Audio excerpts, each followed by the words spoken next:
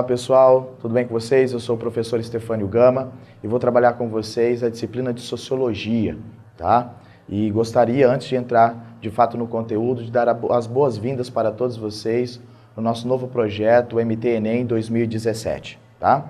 Então, diante disso, nós vamos ter um momento de introdução à Sociologia, tá? O nosso objetivo nesse primeiro momento é perceber algumas características que são fundamentais para o pensamento sociológico, e tendo como ponto de partida o seu contexto e os seus principais pensadores. Diante disso, vamos para os itens que iremos trabalhar nesta aula.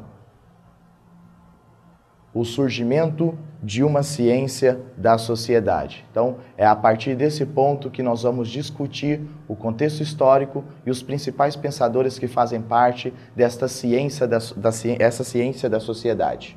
Tá? Primeiro item é condições histórico-social. Logo em seguida, Comte e o positivismo. O empirismo de Durkheim. Sociologia marxista e, por fim, a resolução de alguns exercícios. Iniciando, então, com as condições histórico-social. Dentro dessas condições histórico-social, o que nós temos que ter como ponto de partida são, basicamente, duas grandes revoluções que vão ocorrer no decorrer do século XVIII, tá? Sendo que essas revoluções basicamente são a Revolução Industrial e a Revolução Francesa. Sendo a Revolução Industrial, tendo seu ponto de partida no território inglês, o que nós podemos perceber é que, pelo fato de se utilizar o termo revolução, ela nos dá o indicativo de uma ruptura, de um rompimento brusco, tá? E nesse sentido, nós podemos então perceber que saímos de um modo artesanal e vamos para um processo industrial. E aí você pode se perguntar, tudo bem, mas o que é que isso modifica no andamento da sociedade ou, quem sabe, da própria humanidade? Modifique muito, porque até então os produtos eles eram basicamente produzidos em pequenas quantidades para atingir uma determinada quantidade de pessoas, e essa quantidade ela era a mínima possível. A partir da Revolução Industrial, a grande ideia qual era? Atingir um número maior de pessoas, uma produção em larga escala. E o que nós vamos perceber é que esses produtos produzidos em grande quantidade, eles acabam se tornando mais acessíveis. O produto acaba agora alcançando um número maior de pessoas. E o que a gente acaba percebendo é que, na leitura atual, nós somos muito mais medidos e verificados com aquilo que temos do que, de fato, com aquilo que somos. E isso é uma consequência do processo revolucionário industrial, que vale dizer que tem seu ponto de partida lá na Inglaterra, em meados do século XVIII, como disse a vocês. Nesse sentido, dando continuidade a esse pensamento, o que nós vamos perceber é que o caminhar da humanidade ele passa a ser modificado. E os objetos, eles de fato passam a ter um valor que até então não tinham. Acabam ganhando um destaque, acabam ganhando um espaço que até então eles não possuíam. Não podemos destacar também, não podemos esquecer também a ideia de que uma nova classe social ela acaba sendo emergida, que é a burguesia.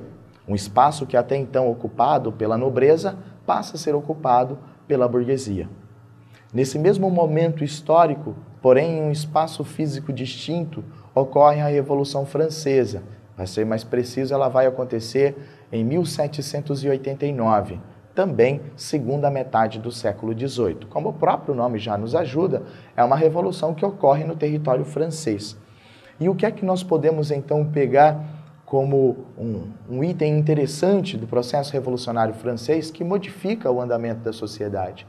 A própria ideia hoje que nós temos de liberdade, de igualdade e fraternidade, que corresponde ao lema do revolucionário francês, é um item muito importante e valioso para a nossa sociedade. Hoje nós temos a ideia de que, de fato, nós somos livres e de que também nós somos o quê? Iguais.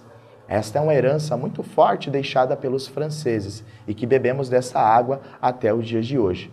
Então, conforme vocês podem perceber, essas duas revoluções, elas realmente acabam trazendo uma modificação no andamento da sociedade. E quando isso ocorre, nós vamos perceber a necessidade de uma ciência que estude a sociedade. Por isso, então, nós temos a chamada sociologia. Quem acaba sendo um dos seus principais personagens e que acaba dando um pontapé inicial muito importante é a figura de Auguste Comte, como veremos agora. Auguste Comte é um pensador francês que vive no século XIX, tá? Ele vive até meados do século XIX. Mas aí você pode se perguntar, putz, mas as revoluções acontecem no século XVIII. E por que surge um pensador somente dedicado a isso no século XIX? É porque foi um tempo suficiente para que as modificações, de fato, elas fossem perceptíveis, para que, de fato, pudesse ser feita uma leitura sobre uma modificação do andamento da sociedade. Nós podemos, então, perceber que as modificações sociais, até por volta do século XVIII, século XIX, parte do século XX, elas vão acontecer de maneira lenta. A sua modificação ela não é da noite para o dia, ela é quase que imperceptível.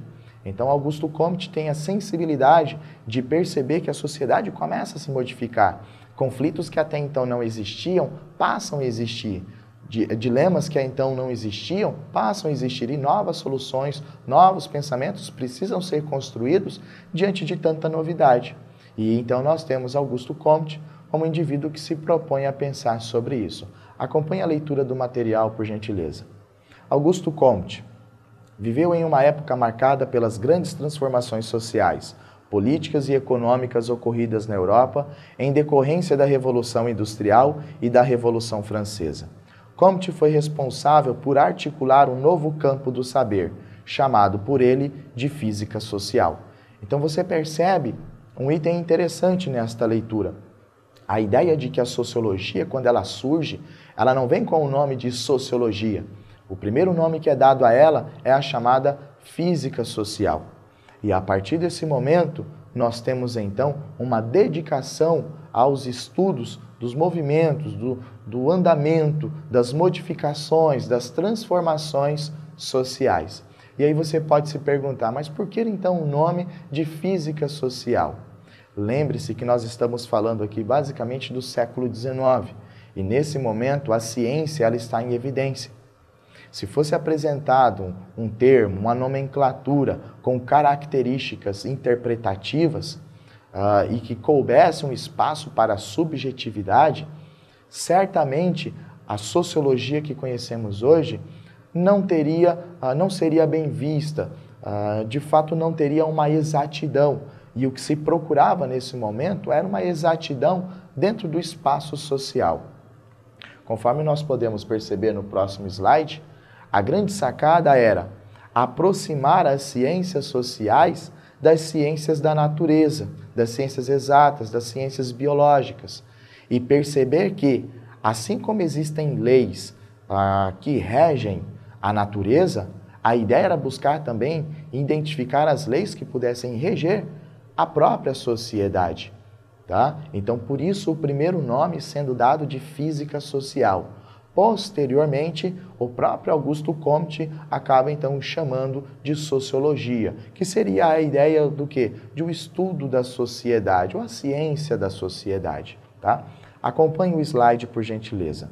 Ciência da sociedade, física social / sociologia. Observação científica dos fenômenos. Vínculo entre as ciências sociais e as ciências exatas e biológicas.